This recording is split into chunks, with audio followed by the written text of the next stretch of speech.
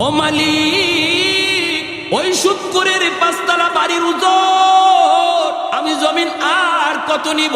আল্লাহু আকবার। খাজা কুতুবউদ্দিন বখতিয়ার কাকি রহমাতুল্লাহি আলাইহির মা বাচ্চাটারে নিয়ে তিনি মাদ্রাসায় হাজির হলেন।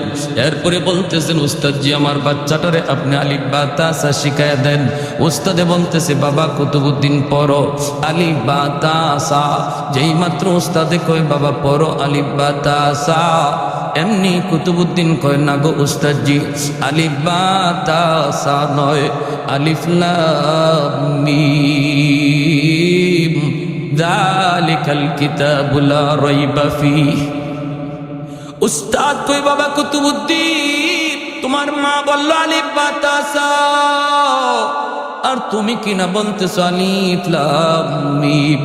বাবা রে পর পর পর উস্তাদকে পাশে বসায়া ছোট্ট বাবু কুতুবউদ্দিন আল্লাহর কোরআনের 15 পারা হিফজ শোনায়া দিছেন। এইবার উস্তাদ মায়ের কাছে দৌড়ে চলে আসলেন। আয়েশা বলতেছেন, মা গো কেন তুমি মজাক করেছো, ঠাট্টা করেছো? তোমার ছেলে তো কোরআনের 15 পারার হাফিজ, আর তুমি কিনা আমাকে যা বলছো আলিফ বা তা সা শিখাবো।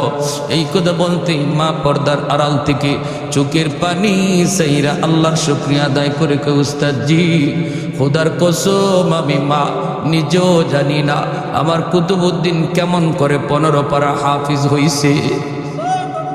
তবে আমি যতদূর জানি আমার সন্তান পেটে আসার পর থেকে আমি কোনো বেহুদা কথা বলতাম না, কোরআন তিলাওয়াত করতাম।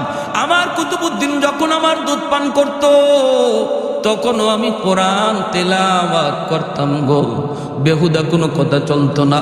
আমার ঘরে কোনো গান বাজনার আওয়াজও সন্তানের কানে ঢুকে নেই। যদি সন্তানের কান দিয়া ঢুকছে তো কোরআন তেলাওয়াত ঢুকছে, মনে হয় মার দুধের সাথে কোরআন তেলাওয়াত যায় ঢুকছে।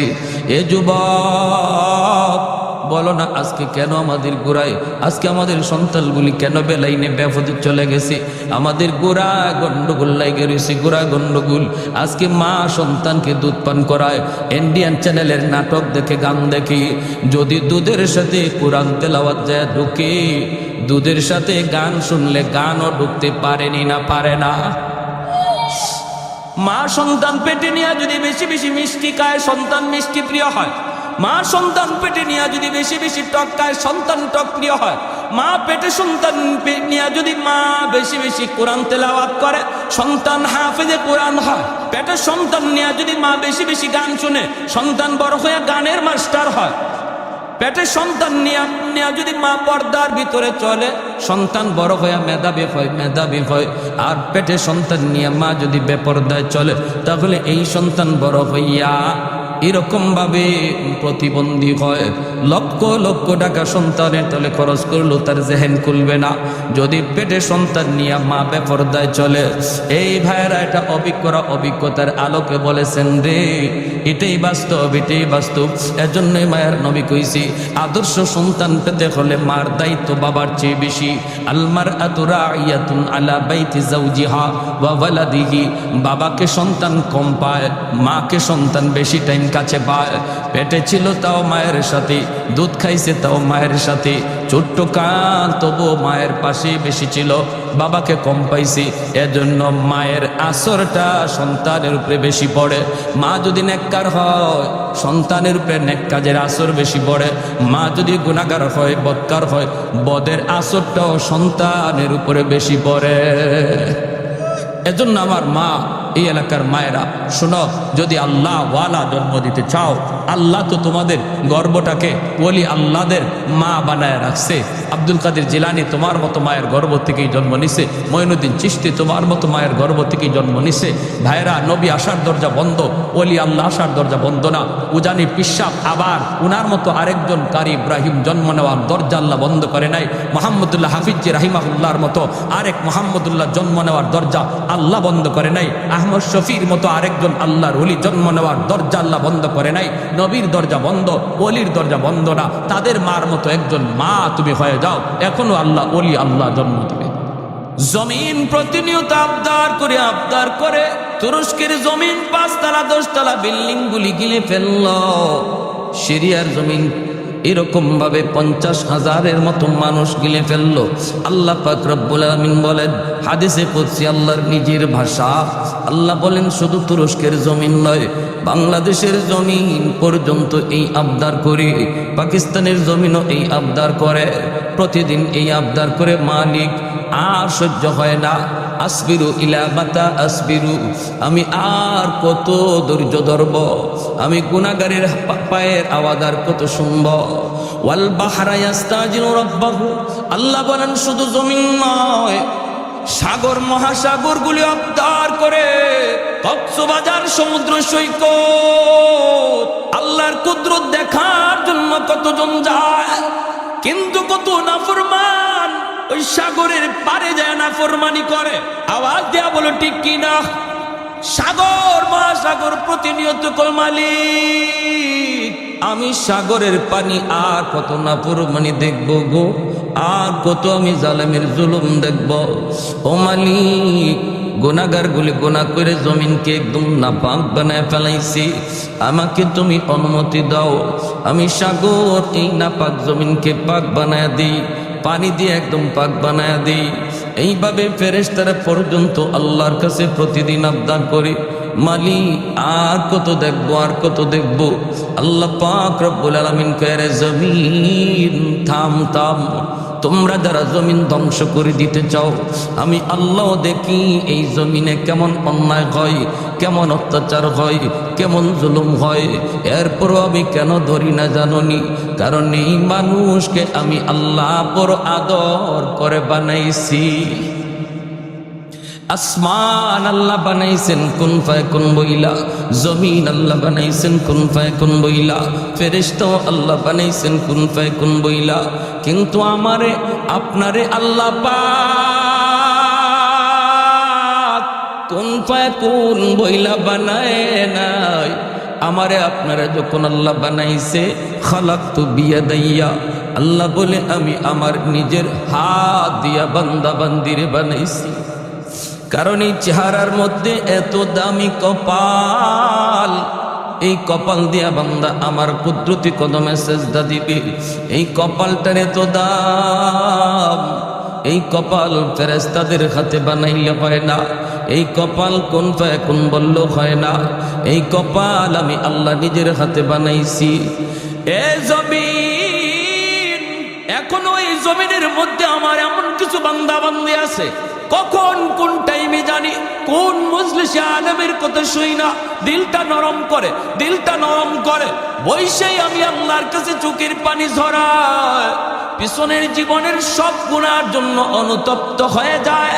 কখন জানি দিল থেকে কই মালিক যা করেছি ভুল করেছি, সাথে সাথে আমি আল্লাহ তার উপর খুশি হইয়া তার পিছনের জীবনের সমস্ত গুনাহ মাফ করে গুনাহগারের তালিকা থেকে নাম কাইটা ওলির তালিকা উঠায় দিব।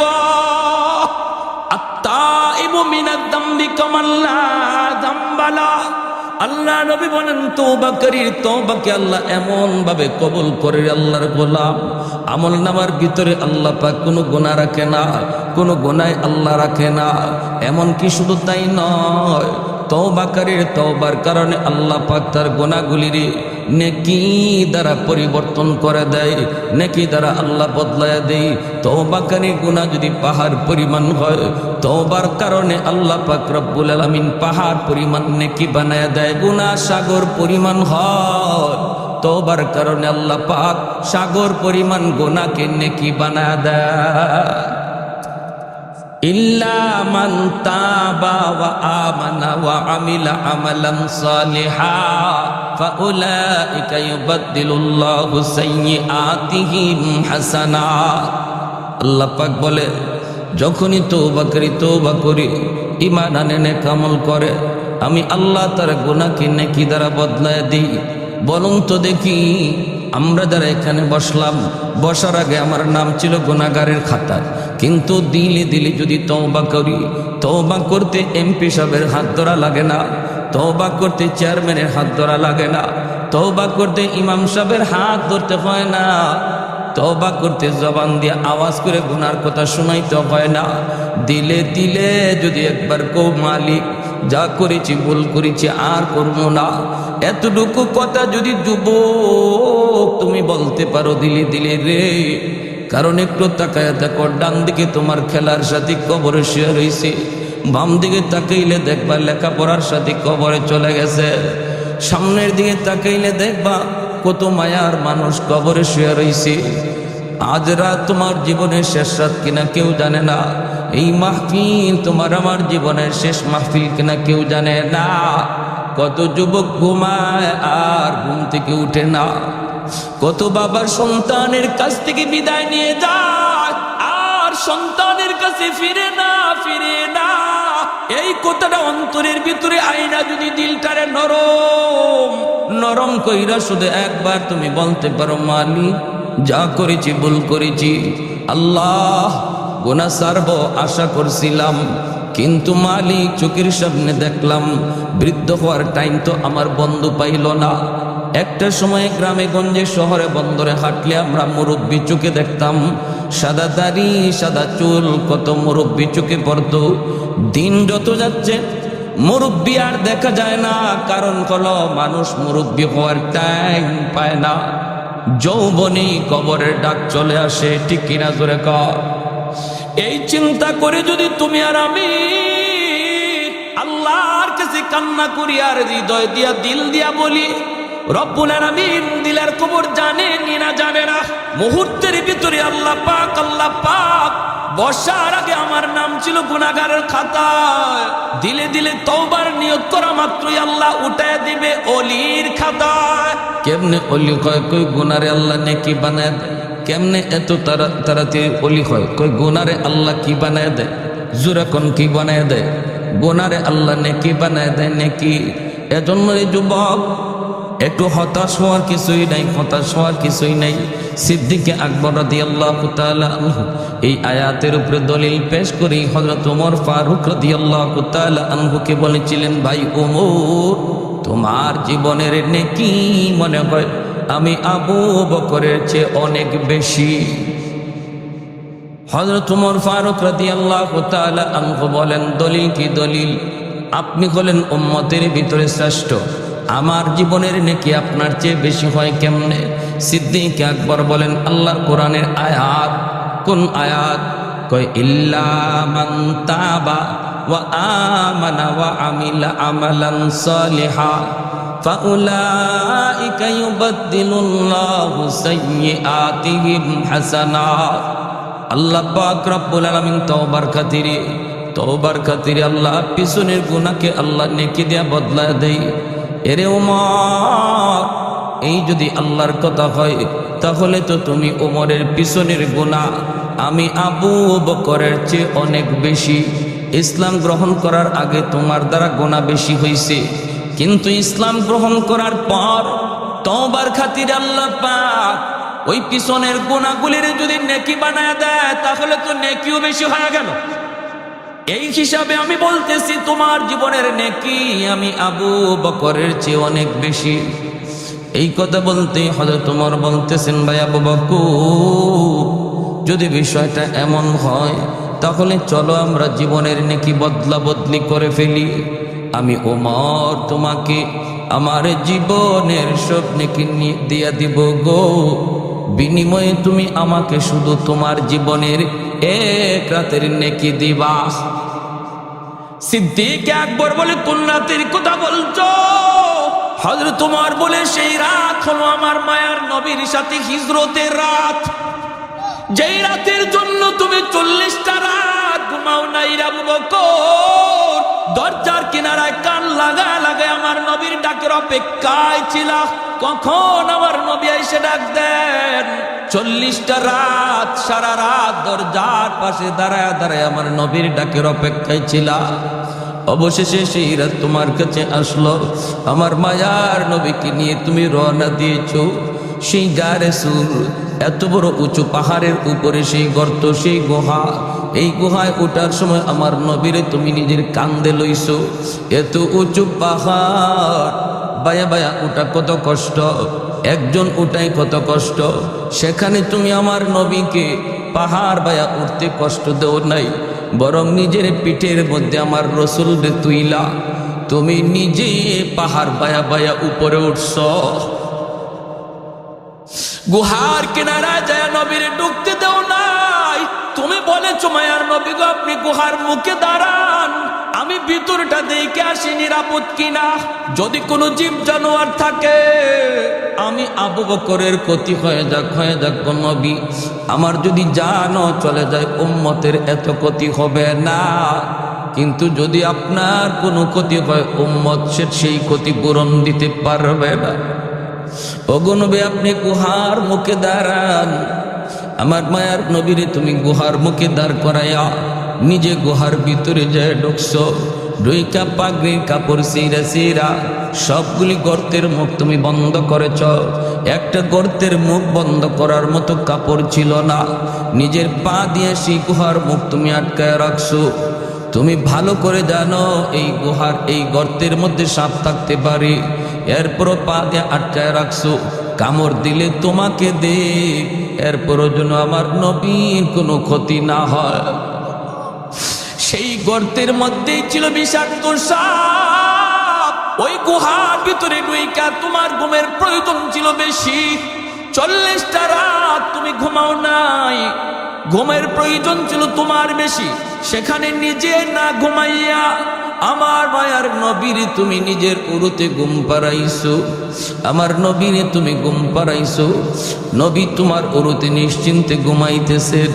এই গুহা থেকে এই গর্ত থেকে সাপে তোমার কামড় দিল। বিষাক্ত সাপের যন্ত্রণায় তুমি অস্থির, কিন্তু নড়াচড়া তুমি করো না, বডি নড়াচড়া করো না। কারণ বডি যদি নড়াচড়া করো আমার মায়ার নবীর ঘুম ভেঙে যাবে, আর নবীর ঘুম ভাঙলে কষ্ট হবে। এজন্য বিষাক্ত সাপের যন্ত্রণা দাঁতে কিরিমিরি খায় তুমি হজম করেছিলা। ও ভাই আবু বকর, আমাকে শুধু ওই এক রাতের নেকি তুমি দিয়ে দাও, বিনিময়ে আমি উমর তোমাকে জীবনের নেকি দিয়ে দিব। একটু জোরে কইলে খুশি কই মকন সুবহানাল্লাহ। सिद्दीक तेरा नाम से इस्लाम रहेगा, सिद्दीक तेरा नाम से इस्लाम रहेगा, दुनिया की सदाकत में तेरा नाम रहेगा, दुनिया की सदाकत में तेरा नाम रहेगा, फारूक तेरा नाम से इस्लाम रहेगा, दुनिया की अदालत में तेरा नाम रहेगा, उस्मान तेरा नाम से इस्लाम रहेगा, दुनिया की सखावत में तेरा नाम रहेगा, हैदर तेरा नाम से इस्लाम रहेगा, दुनिया की शजाअत में तेरा नाम रहेगा, मुआविया तेरा नाम से इस्लाम रहेगा, दुनिया की सियासत में तेरा नाम रहेगा। एक जोरे सुने बोली अल्लाहु अकबर, मुसलमाনের আওয়াজে বলি আল্লাহু আকবার। আমাদের আওয়াজ ছোট হওয়ার কারণে কাদিয়ানীরা সাহস পাইছে। আওয়াজ দিয়া বলেন ঠিক কি না? আমাদের আওয়াজ ছোট হওয়ার কারণে নবীর দুশমনরা সাহস পাইছে। এ যুবক, দাবি করবা নবীর উম্মত, আশা করবা হাসরের মাঠে নবীর শাফাত, আর চোখের সামনে কাদিয়ানীরা আমার নবীর খতম নবুয়তের সিংহাসন লয়ে দৌড় দিবে। তুমি কোনো প্রতিবাদ করবা না, অবস্থান থেকে আওয়াজ তুলবা না। কিয়ামতের মাঠে নবীর সামনে সুপারিশের আশা করা যাবে না। সব আন্দোলন শুধু হুজুরদের কাম না, সব আন্দোলন শুধু আলেম ওলামার কাম না, আলেম ওলামাদের কাম না। কারণ নবী শুধু আলেমদের না, নবী গোটা উম্মতের নবী, ঠিক কিনা জোরে কোন? তাহলে কাদিয়ানীদেরকে রাষ্ট্রীয়ভাবে কাফির ঘোষণা করার জন্য আন্দোলন শুধু উলামায়ে কেরাম করবে নাকি নবীর সমস্ত উম্মত করবে? যদি উলামায়ে কেরামের পক্ষ থেকে আপনাদেরকে ময়দানে ডাক দেওয়া হয়, পঞ্চগড়ের এদের সমাবেশ সরকার বন্ধ করেছে, আমরা সরকারকে বাহবা জানাই, কিন্তু আমাদের মূল দাবি রাষ্ট্রীয়ভাবে ওদেরকে কাফের ঘোষণা করা হোক। এই এজেন্ডা নিয়ে যদি উলামায়ে কেরাম আপনাদেরকে রাজপথে ডাক দেয়, নবীর উম্মত দাবি কইরা হাসরের মাটি নবীর সুপারিশ পাওয়ার আশায় কারা কারা জীবন দিতে তৈয়ার, হাত উঠে আল্লাহকে দেখা।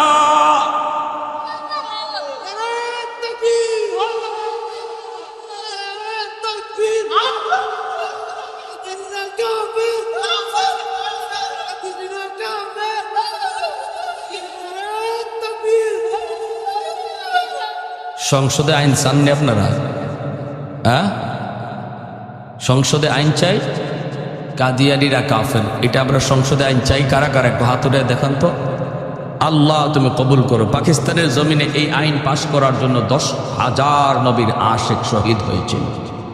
পাকিস্তানে রাষ্ট্রীয়ভাবে এই আইন পাশ হয়েছে, কিন্তু এর পিছনে 10,000 নবীর আশিকের তরতাজা প্রাণ ছিল। 10,000।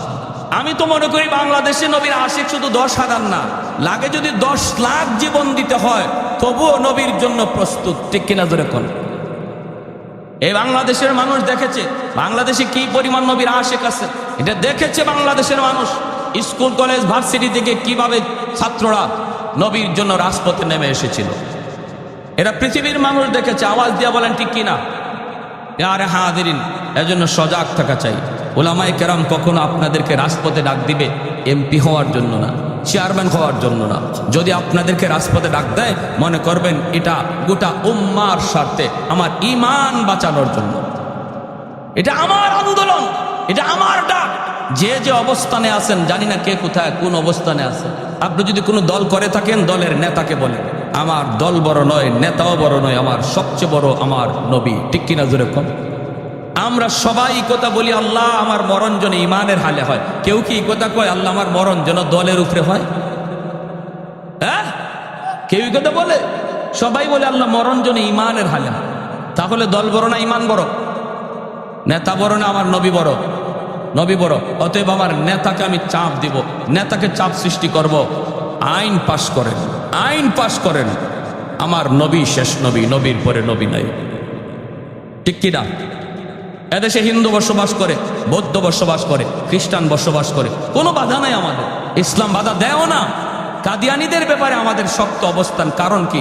কারণ কাদিয়ানীরা নিজেদেরকে মুসলমান পরিচয় দেয়, আর এই মুসলমান পরিচয় দেওয়ার কারণে সহজ সরল মুসলমান ভাই বোন তাদের এই ধোঁকার মধ্যে পইরা ওই তাদের দলে ঢুকিয়া কাফের হইতেছে, অথচ নিজে জানে না। ঠিক না জোরে কর? কারণ ওরা নিজেদেরকে মুসলমান পরিচয় দিচ্ছে। আহমদিয়া মুসলিম জামাত, এই মুসলিম শব্দটা লাগানোর কারণে আমাদের অবজেকশন। তোমরা হিন্দু বৌদ্ধ খ্রিস্টানের মতো ভিন্ন এক ধর্ম নিয়ে বসবাস করো, কোনো বাধা নাই আমাদের। হিন্দুরা বসবাস করে। আমার নবী মদিনার রাষ্ট্রনায়ক ছিলেন, মদিনাতে বিভিন্ন ধর্মের মানুষ ছিল। আল্লাহ নবী তাদের নিরাপত্তা দিয়েছেন, ধর্মীয় স্বাধীনতা দিয়েছেন, গির্জার পাহারাদারি করেছেন সাহাবায়ে কেরাম। ইসলাম আমাদেরকে এই মানবতা শিখায়। কিন্তু তুমি আমার পরিচয় দিয়ে আমার আরেক ভাইরে ধোঁকায় ফেলাইবা, এটা আমরা বরদাস্ত করব না। ঠিক কিনা ভাই? জোরে বলেন।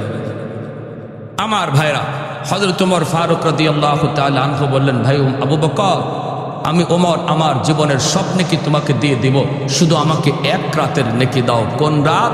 কয় হিজরতের রাত, যেই রাতে আমার নবীর সঙ্গে তুমি ছিলা। সিদ্দিক আকবর তখন বলেন, ভাই ওমর, এই রাতে আমার কি পরিমাণ নেকি হয়েছে এটা আমি আবু বকর নিজেও জানি না। বদলা বদলি করবো তো আগে নিজে বুঝতে হবে কি পরিমাণ নেকি হয়েছে। চলো আল্লাহর নবীর কাছ থেকে একটু জেনে আসি। দুজন আল্লাহর নবীর কাছে চলে আসলেন। আয়েশা আল্লাহর নবীর কাছে বলতেছেন, নবী গো, ওগো নবীজি, আমরা দুইজন জীবনের নেকি বদলা বদলি করতে চাই। আল্লাহর নবী বলেন, কিসের বদলা বদলি? বলে ওমর বলতেছে তার জীবনের সব নেকি আমাকে দিয়ে দিবে, বিনিময়ে আমার জীবনের এক রাতের নেকি চায়। আল্লাহ নবী বলে, আবু বকর, সেটা কোন রাতের কথা বলছো? সিদ্দিক আকবর বলে, নবী গো, সেই রাত হলো আপনার সাথে হিজরতের রাত। এই কথা শুনতেই মায়ার নবী, দয়ার নবী বলেন, আবু বকর, জীবনের নেকি বদলা বদলি করবা কি করবা না আমি নবী তা জানি না রে, আমি কোনো সিদ্ধান্ত দিব না। কারণ দুজন আমার নবীর বড় মায়ার। নবী কোন কথা বলবেন কে খুশি হবে আর কে নারাজ হবে, এজন্য নবী কয় আমি কোনো মত দিব না, সেটা তোমাদের সিদ্ধান্ত। দুজন মায়ার নবীর বন্ধু, একজন নবীর ডান হাত আর একজন নবীর বাম হাত, আবার সম্পর্কেও দুজন মায়ার নবীর শ্বশুর। এজন্য নবী কয় আমি কি বলবো না বলবো, আমি কিছু বলবো না, তোমরা নিজেরা জানো পথ বদলা বদলি করবা কি করবা না, করবা কি করবা না। আজও আমার মায়া নবী তার দুই বন্ধুরে নিয়া মদিনার রওজায় আথারে দুই বন্ধুকে নিয়েই নবী শুয়ে আছেন। চিরনিদ্রায় দুই বন্ধুরে পাশে নিয়ে নবী শুয়ে আছেন। ওই নবী কয় আবু বকর আমি কিছু রায় দিব না, তবে যা জানতে চেয়েছো এটা বলতে পারি রে আবু বকর। ওই রাতে তোমার কি পরিমাণ নেকি হয়েছে? যদি তোমার ওই রাতের নেকি এক পাল্লায় রাখা হয় আর গোটা উম্মতের নেকি এক পাল্লায় রাখা হয়, তবু তোমার পাল্লা ভারী হবে। মুসলমানের আওয়াজে বলে সুবহানাল্লাহ। এজন্য বলে যুবক, আল্লাহ পাক রব্বুল আলামিন কয় আমার কোন বান্দা কখন কোন জায়গায় বইসা জানি দিলে দিলে তওবা করে, তওবা করার সাথে সাথে আল্লাহ পাক কয় আমি তার পিছনের জীবনের সব গুনাহ শুধু মাফ করি তা না, তার গুনাহগুলিরও নেকি দ্বারা বদলায় দিই, নেকি দ্বারা বদলায় দিই। অতএব আমার বান্দা কখন কোন অবস্থায় আমারে খুশি করে ফেলে, এ জমিন তোমরা আমার বান্দা বান্দির ব্যাপারে নাক গলাবা না, এই সাগর ও মহাসাগর আমার বান্দা বান্দির ব্যাপারে নাক গলাবা না। এটা আমার বিষয় আর আমার বান্দা বান্দির বিষয়। চারটা শ্রেণী এখনো জমিনের মধ্যে আছে।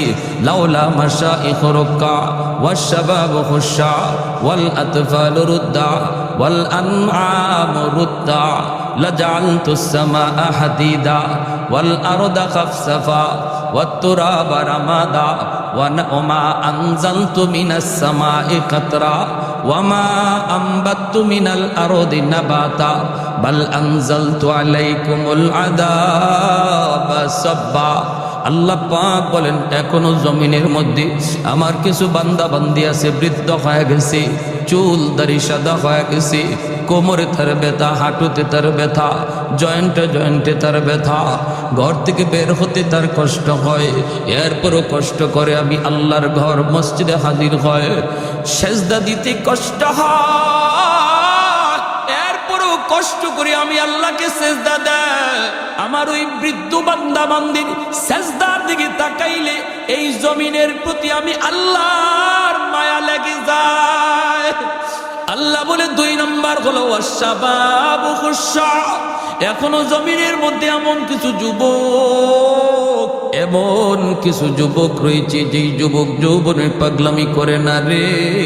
যৌবনে তারে মসজিদে পাওয়া যায়, যৌবনে তারে রোজা রাখতে দেখা যায়, যৌবনে তার মাথায় টুপি পাওয়া যায়, যৌবনে তার মুখে দাড়ি দেখা যায়, যৌবনে বাপ মার সেবা করতে দেখা যায়, যৌবনে মুরব্বীদেরকে শ্রদ্ধা করতে পাওয়া যায়, যৌবনে সে বন্ধুদের সাথে গুনার কাজে যায় না।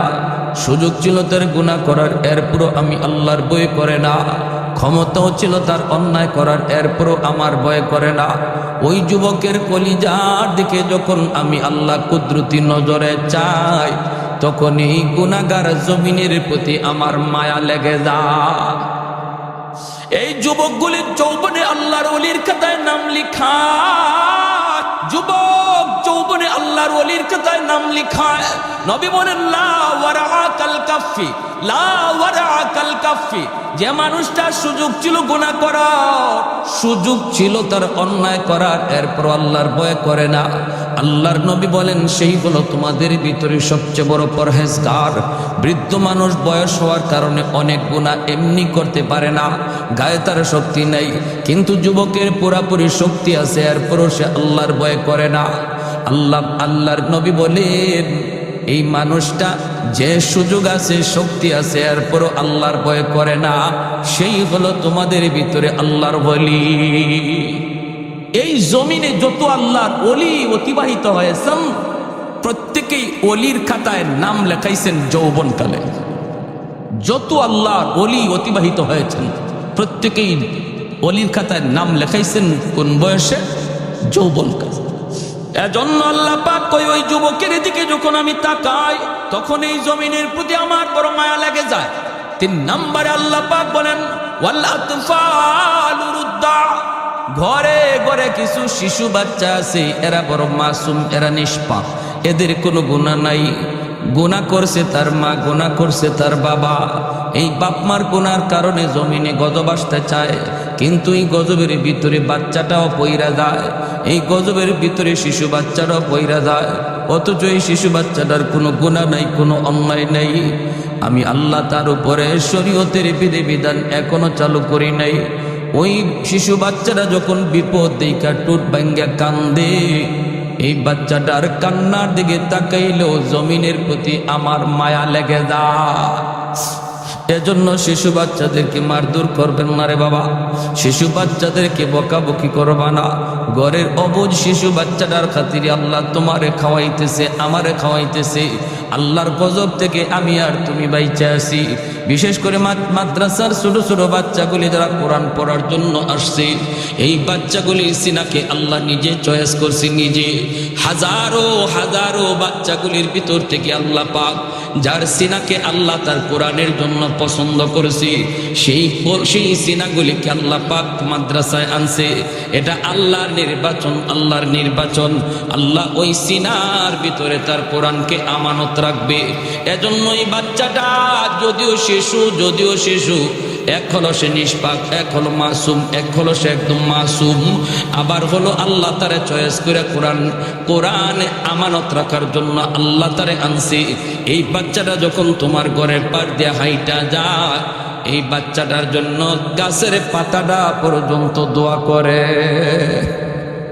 জমিনের প্রতিটা ইট তার জন্য দোয়া করে, বালিটা তার জন্য দোয়া করে, গর্তের পিপিলিকা তার জন্য দোয়া করে, পানির নিচের মাছ তার জন্য দোয়া করে। সুবহানাল্লাহ জোরে বলেন।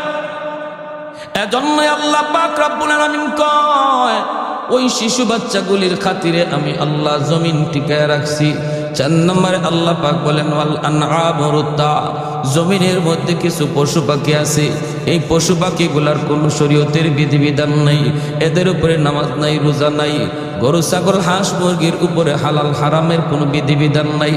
যদি আসমানে মানুষের গুনার কারণে জমিনে গজব নামে, এই গজবের ভিতরে পশু পাখি গরু ছাগল হাঁস মুরগিও পইরা যায়, অথচ এদের কোনো গুনাহ ছিল না, অন্যায় ছিল না।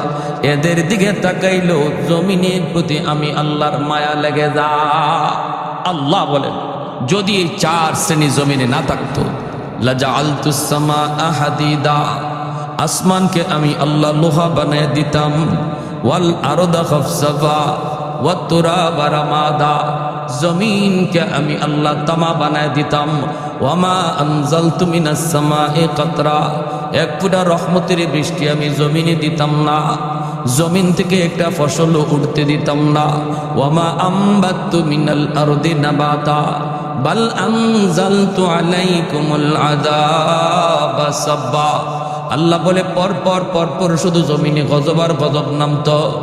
এ আল্লাহর গোলাম, এইবার একটু তুমি আর আমি চিন্তা করে দেখো রে, মাদ্রাসা আছে বিদায় এখনো যুবকের কলিজায় আল্লাহর ভয়, মাদ্রাসা আছে বিদায় এখনো মুরব্বী বাবাজিরা আল্লাহর কদমে সাজদা দেয়, মাদ্রাসা আছে বিদায় এখনো ওয়াজ মাহফিলের আয়োজন হয়। আওয়াজ দেয়া বলেন ঠিক কিনা? আর একটু জোরে বলেন ঠিক কিনা? আরো জোরে বলেন ঠিক কিনা? ওয়াজ মাহফিল কইলে লাভ কি? কই ওয়াজ মাহফিলের দ্বারা যাই হইতেছে ফায়দা থেকে খালি না। যদি ওয়াজ মাহফিল না হইতো মানুষের কল্লা কাটতো। এখন তো জমির আইল কাটে, ওয়াজ মাহফিল না হইলে মানুষের কল্লা কাটতো জমি বাদ দিয়ে, ঠিক না? যেই পরিমাণে গুনার আয়োজন হয়, যেই পরিমাণে গুনার আওয়াজ হয়, এই পরিমাণে কোরআনের আওয়াজ হয় না। আওয়াজ দিয়ে বলেন ঠিক কিনা?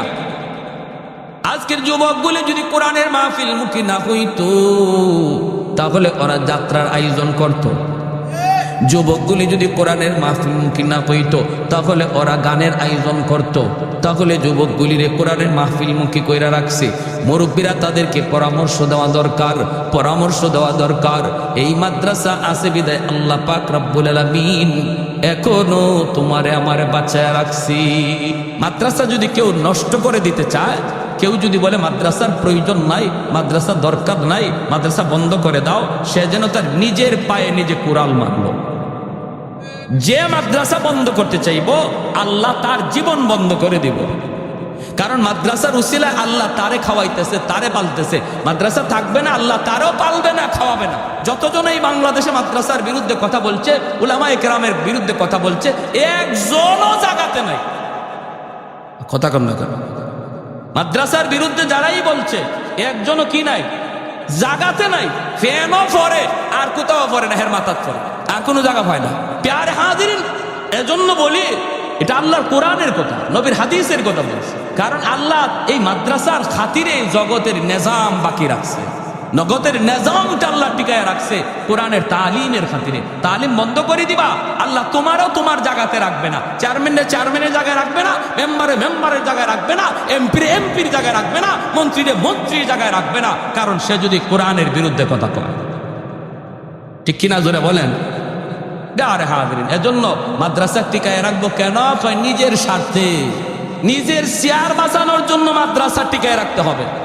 আমার চেয়ার টিকানোর জন্য মাদ্রাসা টিকায় রাখতে হবে, নতুবা আসমানে ফয়সালা হয়ে যাবে। কোথায় ফয়সালা হবে? আসমানে ফয়সালা। ছোট ছোট বাচ্চাগুলি কি শিখাবো? একদম বাগডুম গোড়াডুম সাজে। ছোট ছোট বাচ্চাগুলির দিল দেমাগ হলো কাদামাটির মতো।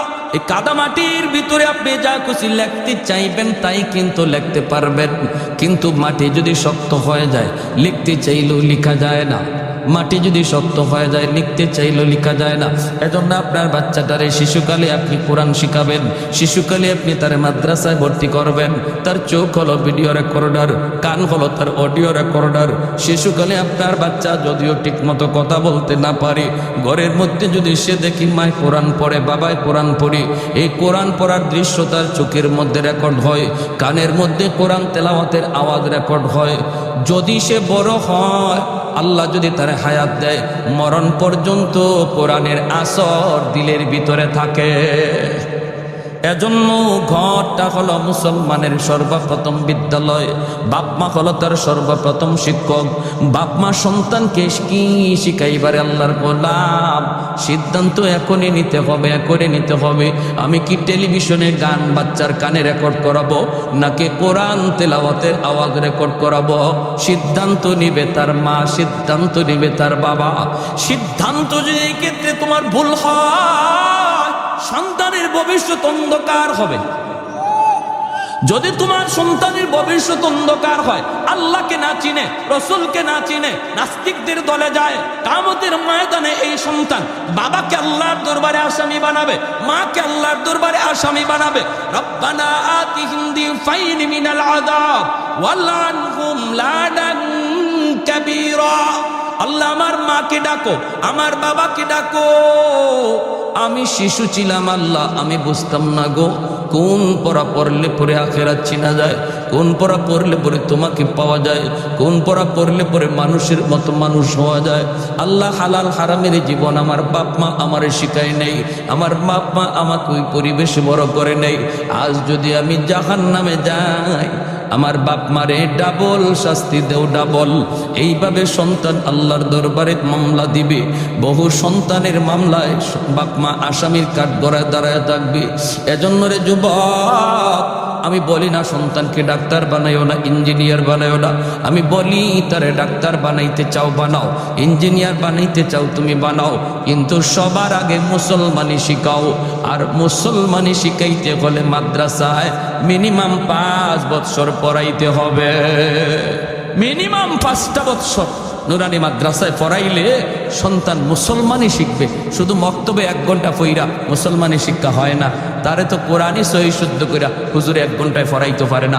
শিশু বাচ্চাদেরকে মারামারি, কিলাকিলি, ঘুষাঘুষি, বিচার আচার এগুলা সামলাইতে তো হুজুরের 1 ঘন্টা চলে যায়, ঠিক না?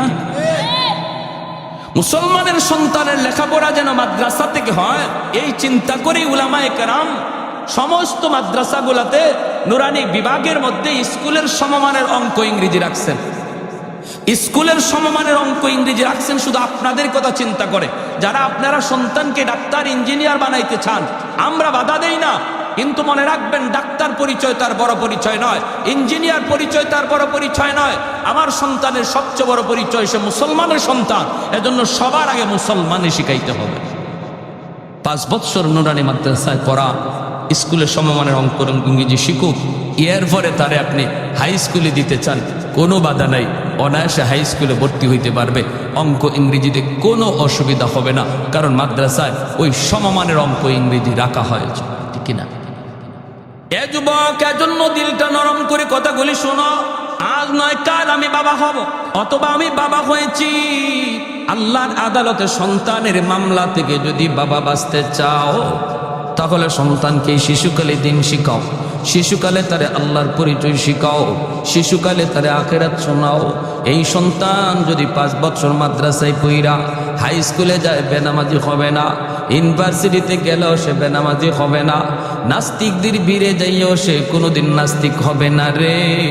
নাস্তিকদের ভিড়ে যাইও সে আল্লাহু আকবারের স্লোগান তুলবে।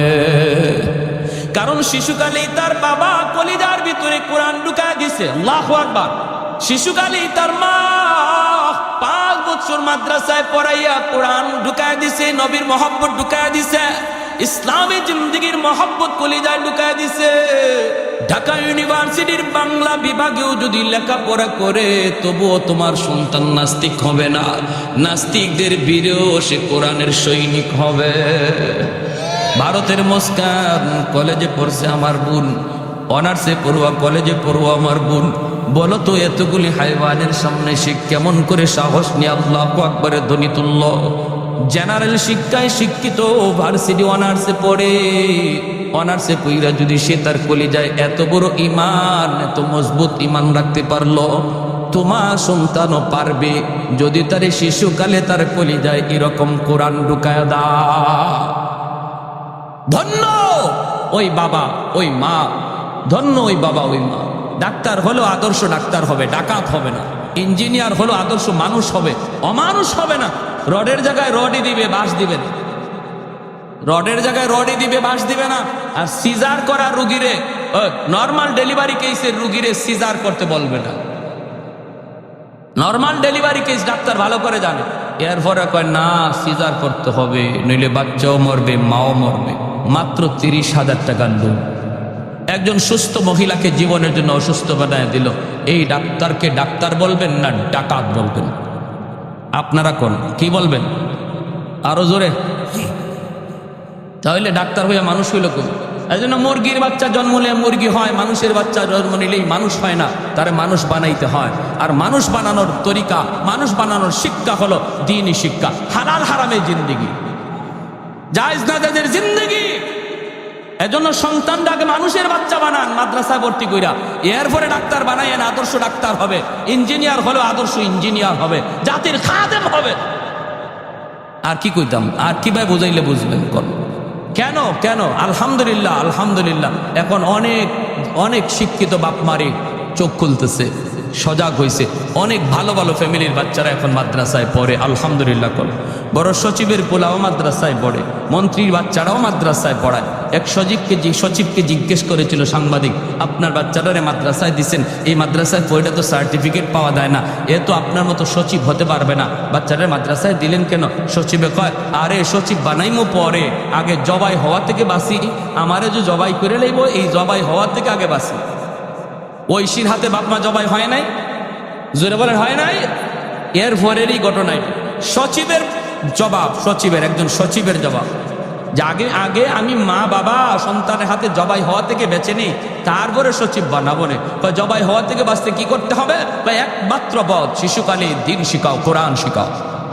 ঐশীর যেই টাইমে তার বাপমা বাধা দিছে, এটা টাইম ছিল না, এটা ওভার টাইম। এর জন্য অ্যাকশনের জায়গায় রিঅ্যাকশন হয়েছে। এমন হাজারো ঐশী সমাজে এখনো রয়ে গেছে, শুধু বাপমার ভুল সিদ্ধান্তের কারণে।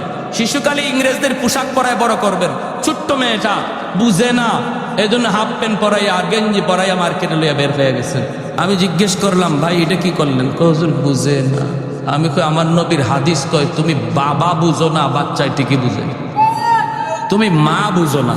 এই বাচ্চা বড় হওয়ার পরে, এই মেয়ে বড় হওয়ার পরে যদি উশৃঙ্খল হয় আর বাবা যদি পানি পড়া নিতে হয়, তে বাপ মার জন্য পানি পড়া দিতে হবে গ্লাসে, ওই বাচ্চার জন্য পানি পড়া দিতে হবে গ্লাসে, আর বাপ মার জন্য পানি পড়া দিতে হবে কলসে। বাচ্চায় নিব পানি পড়া গ্লাসে, বাপ মায় নিব কলসে। কলসে এই খ্রিস্টানদের পোশাকের আসর, বদ আসর শিশু বাচ্চাটার কলিজায় শিশুকালেই ঢুকছে। এই মেয়েটা বড় হইলে পরে তার বোরকা পরানো কঠিন হবে। তার কলিজার ভিতরে বিজাতীয় কালচার আসর ফালাইছেন আপনি বাবা। দরকার ছিল শিশুকালেই ধর্মীয় পোশাকের আসর ফালানো। মাদ্রাসায় যদি বাচ্চাটা পড়তো, তারে ফুল হাতা জামা পরানোর অভ্যাস করানো হতো, পায়ে জামা পরানোর অভ্যাস করানো হতো। এই বাচ্চা বড় হওয়ার পরে বাবা বোরকা পরো বলতে হতো না, বাচ্চাই কইতো আব্বা আমার বোরকা এনে দাও। এজন্য আল্লাহ নবী বলেছেন কুল্লু মাউলুদিন ইউলাদু আলাল ফিতরা ফাআবাওয়াহু ইউহাব্বিদানিহি আও ইউনাসসিরানিহি আও ইউমাজ্জিসানিহি। আল্লাহ নবী কত বড় কথা বলছেন এই হাদিস শরীফে।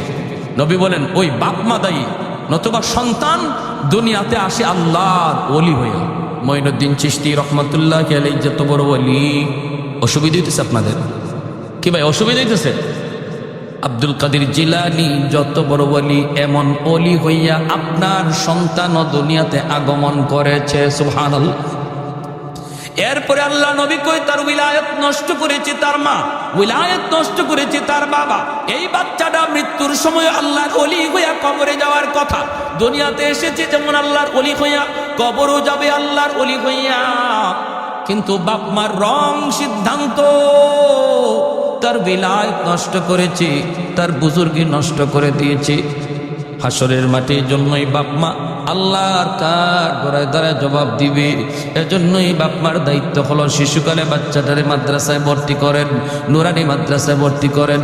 খাজা কুতুবউদ্দিন বখতিয়ার কাকি রহমাতুল্লাহ আলাইহির মা বাচ্চাটারে নিয়ে তিনি মাদ্রাসায় হাজির হলেন। এরপরে বলতেছেন উস্তাদজি আমার বাচ্চাটারে আপনি আলিফ বা তা সা শিখায় দেন। উস্তাদে বলতেছে বাবা কুতুবউদ্দিন পড়ো আলিফ বা তা সা। যেই মাত্র উস্তাদে কয় বাবা পড়ো আলিফ বা তা সা, এমনি কুতুবউদ্দিন কয় না গো উস্তাদজি, আলিফ বা তা সা নয়, আলিফ লাম মিম যালিকাল কিতাবু লা রাইবা ফীহ। উস্তাদ কই বাবা কুতুবউদ্দিন তোমার মা বলল আলিফ বা তা সা, আর তুমি কিনা বলতেছো আলিফ লাম মিম। বাবা রে পর পর পর।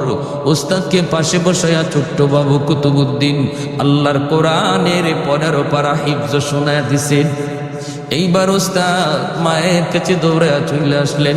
আয়েশা বলতেছেন মা গো কেন তুমি মজাক করেছো, ঠাট্টা করেছো?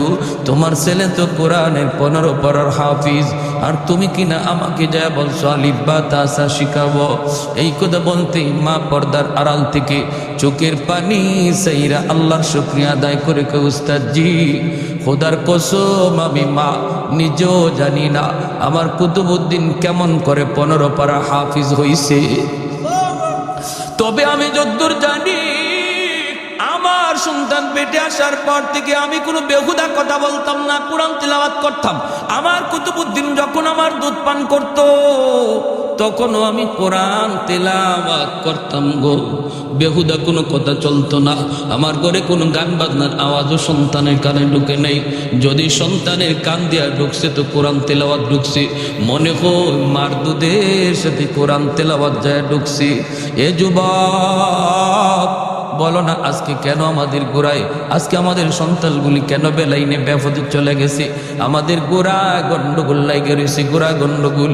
আজকে মা সন্তানকে দুধ পান করায়, ইন্ডিয়ান চ্যানেলের নাটক দেখে গান দেখে। যদি দুধের সাথে কোরআন তেলাওয়াত যায় ঢুকে, দুধের সাথে গান শুনলে গানও ঢুকতে পারেনি না পারে না। মা সন্তান পেটে নিয়ে যদি বেশি বেশি মিষ্টি খায় সন্তান মিষ্টি প্রিয় হয়। মা সন্তান পেটে নিয়ে যদি বেশি বেশি টক খায় সন্তান টক প্রিয় হয়। মা পেটে সন্তান নিয়ে যদি মা বেশি বেশি কোরআন তেলাওয়াত করে সন্তান হাফেজে কোরআন হয়। পেটে সন্তান নিয়ে যদি মা বেশি বেশি গান শুনে সন্তান বড় হয়ে গানের মাস্টার হয়। পেটে সন্তান নিয়ে যদি মা পর্দার ভিতরে চলে সন্তান বড় হয়ে মেধাবী হয়। আর পেটে সন্তান নিয়ে মা যদি বেপর্দায় চলে তাহলে এই সন্তান বড় হইয়া এরকম ভাবে প্রতিবন্ধী হয়, লক্ষ লক্ষ টাকা সন্তানের তলে খরচ করলো তার জেহেন খুলবে না। যদি পেটে সন্তান নিয়ে মা বেপরদায় চলে, এই ভাইয়েরা এটা অভিজ্ঞতার আলোকে বলেছেন রে, এটাই বাস্তব, এটাই বাস্তব। এজন্যই মায়ের নবী কইছি, আদর্শ সন্তান পেতে হলে মার দায়িত্ব বাবার চেয়ে বেশি। আলমার আতুরাইয়াতুন আলা বাইতি জাওজিহা ওয়া ওয়ালাদিহি। বাবাকে সন্তান কম পায়, মাকে সন্তান বেশি টাইম কাছে পায়। পেটে ছিল তাও মায়ের সাথে, দুধ খাইছে তাও মায়ের সাথে, ছোট্ট কান তবুও মায়ের পাশে বেশি ছিল, বাবাকে কম পাইছি। এজন্য মায়ের আসরটা সন্তানের উপরে বেশি পড়ে। মা যদি নেককার হয়, সন্তানের উপরে নেক কাজের আসর বেশি পড়ে। মা যদি গুনাহগার হয়, বদকার হয়, বদের আসরটাও সন্তানের উপরে বেশি পড়ে। এজন্য আমার মা, এই এলাকার মায়েরা শুনো, যদি আল্লাহ ওয়ালা জন্ম দিতে চাও, আল্লাহ তো তোমাদের গর্বটাকে ওলি আল্লাহদের মা বানায় রাখছে। আব্দুল কাদের জিলানী তোমার মতো মায়ের গর্ব থেকেই জন্ম নিছে। মঈনুদ্দিন চিশতি তোমার মতো মায়ের গর্ব থেকেই জন্ম নিছে। ভাইরা, নবী আসার দরজা বন্ধ, ওলি আল্লাহ আসার দরজা বন্ধ না। উজানি পিসাব আবার উনার মতো আরেকজন কারি ইব্রাহিম জন্ম নেওয়ার দরজা আল্লাহ বন্ধ করে নাই। মোহাম্মদুল্লাহ হাফিজি রাহিমাহুল্লাহর মতো আরেক মোহাম্মদুল্লাহ জন্ম নেওয়ার দরজা আল্লাহ বন্ধ করে নাই। আহমদ শফির মতো আরেকজন আল্লাহর ওলি জন্ম নেওয়ার দরজা আল্লাহ বন্ধ করে নাই। নবীর দরজা বন্ধ, ওলির দরজা বন্ধ না। তাদের মার মতো একজন মা তুমি হয়ে যাও, এখনো আল্লাহ ওলি আল্লাহ জন্ম দিবে। ঠিক কিনা জোরে কও? আর আমরাও যারা আছি, আমরাও সন্তানদের বিয়ে করানোর সময়, ছেলেটারে বিয়ে করানোর সময় টাকা পয়সা সম্পদ গোষ্ঠী আর রং দেখার আগে দিনদারিটা বেশি দেখবো। কি দেখবো? দিনদারিটা বেশি দেখবো। কারণ এই মায়ের উপরে একটা জেনারেশন নির্ভর করে, পরবর্তী জেনারেশন নির্ভর করে একজন মার উপরে। এজন্য একজন দিনদার মা তালাশ আগে করব। মা যদি দিনদার হয়, নবীর হাদিস বলে সন্তান মার আসরটা বেশি পায়। আল্লাহ আমাদের সবাইকে এই অল্প কথাগুলো বুঝার এবং আমল করার তৌফিক দান করুন। বিশেষ করে এই এলাকার ঘরে ঘরে আল্লাহ পাক কোরআনের হাফেজ আলেমে দ্বীন আল্লাহ কবুল করুন। মোহাম্মদুল্লাহ হাফিজির মতো আপনাদের এলাকার কৃতি সন্তান ছিলেন, সারা জগৎ বিখ্যাত একজন আল্লাহর ওলি ছিলেন। এমন আরেক মোহাম্মদুল্লাহ হাফিজি এই জমিন থেকে আল্লাহ তৈরি করুন। আরও শত শত মোহাম্মদুল্লাহ হাফিজি আল্লাহ তৈরি করুন। সবাই বলেন আমিন। বিশেষ করে এই মাদ্রাসাখানাকে আল্লাহ কবুল করুন। এই মাদ্রাসার ছাত্র উস্তাদ সবাইকে আল্লাহ কবুল করুন। ও আখির দাওয়ানা আনিল হামদুলিল্লাহি রব্বিল আলামিন। না ওয়াতারহামনা লানাকুনান্না মিনাল খাসিরিন। রব্বির হামহুমা কামা রব্বায়ানি সগীরা। ইয়া আরহামার রাহিমিন, ইয়া আকরামাল আকরামিন, ইয়া রাহিমাল মাসাকিন। রব্বুল আলামিন কুদরতি নজরে, মায়ার নজরে তুমি তাকাও। তোমার বান্দারা বসে বসে তোমার কথা, তোমার হাবিবের কথা মনোযোগ দিয়ে শুনতেছে গো আল্লাহ। মেহেরবানি করে আমাদের আজকের বসাকে নাজাতের উসিলা বানায় দাও আল্লাহ। আমরা কাটি দিলে তওবা করলাম, আর জীবনে নাফরমানি করবো না, আর গুনার কাজ করবো না। আয় আল্লাহ, আমাদের প্রত্যেকের তওবাকে কবুল আর মঞ্জুর করো। ও মালিক, কুদরতি নজরে তাকাও। জানি না গো আল্লাহ, কার জানি আমার মতো দুঃখিনী মা দুনিয়ায় না। যার মা নাই সে জানে মা কত বড় নিয়ামত, যার বাবা নাই সে জানে বাবা কত বড় দৌলত। আল্লাহ, যেই মা শীতের দিনে ভিজা বিছানায় শুইয়া আমাকে বুকে রাইখা সারাটা রাত মা কাটায় দিল। আয় আল্লাহ, ঘর থেকে আমি রাগ করে বের হয়ে গেছি, সবাই খায়া দায়া ঘুমায় পড়ছে, কিন্তু মা ঘুমায় না। পিছনের দরজা দিয়ে আম্মাকে ডাক দিতে দেরি হয়েছে, মার দরজা খুলতে দেরি হয় না। আয় আল্লাহ, এখনো যদি শহর থেকে সন্তান গ্রামে আসার খবর দেয়, সবাই ঘুমায় গেল, মা সন্তানের চেহারা না দেখা ঘুমায় না। এমনও মারে তুমি কবরে মাইরো না, এমনও মারে কবরে আযাব দিও না। আয় আল্লাহ, দেখো না গো মালিক সন্তানের দিকে তাকে আমার ওটা ডাইকা ডাইকা বলতেছে, বাজান রে, মার কবরে পাশ দিয়া বন্ধুদের নিয়ে চইলা গেলা। কবরখানা দেখেও কি মার কোথায় ইয়াদ হলো না? কত রাত মাতার পাশে দাঁড়ায় দাঁড়ায় মা তোমার পাহারা দিয়েছি, আজকে মার কবরের পার দিয়ে চইলা গেছ, অথচ মার কথা তোমার বুঝিয়াত হলো না। যেই বাবা আমাকে ঘর বানিয়ে দিয়ে গেল, আমার মাথার উপরে লাইট জ্বলে, ফ্যান ঘুরে, যেই বাবা নিজের মুখের লোকমা আমার মুখে কত তুইলা দিল, ঈদের দিনে বাবা সিরা লুঙ্গি পইরা আমাকে নতুন কাপড় কিনে দিয়ে ঈদগাহে রওনা দিল। আজকে ওই বাবা যেই ঘরে শুয়ে আছে গো মালিক, আলো নাই বাতাস নাই, অন্ধকার ঘর। আল্লাহ, বাপ মার কবরে তুমি জান্নাতি আলো বাতাসের ব্যবস্থা করে দিও। ও মালিক, মেহেরবানি করে ডাইনে বামে সামনে পিছনে যত মায়ার মানুষ অন্ধকার কবরে, বিশেষ করে এই কমিটি সদস্য যুবকদের যত আপনজন প্রিয়জন, মা বাবা দাদা দাদি নানা নানি, যত মায়ার মানুষ অন্ধকার কবরে শুয়ে রয়েছে, মালিক মেহেরবানি করে প্রত্যেকের কবরকে জান্নাতের টুকরা বানায় দাও। আয় আল্লাহ, আমাদের আম্মা আব্বা যাদের জীবিত হায়াতে বরকত দাও, বিবি বাচ্চা ভাই বারাদরে হায়াতে বরকত দাও। আল্লাহ, আমাদের সন্তানগুলিকে নেককার বানাও, দিনদার বানাও। আল্লাহ, এই এলাকার ঘরে ঘরে হাফেজে কোরআন কবুল ফরমাও, ঘরে ঘরে আলেমে দিন কবুল করে নাও। ও মালিক, এই এলাকার জন্য এই মাদ্রাসা খানাকে হেদায়েতের উসিলা বানায় দাও। ছোট ছোট বাচ্চাগুলি বাপ মা সাইরা, আল্লাহ তোমার কোরআনের মহব্বতে এখানে ঘুমায় খায়, নিজের বিছানা নিজে করে, নিজের গোসল নিজে করে। এই বয়সের বাচ্চাটা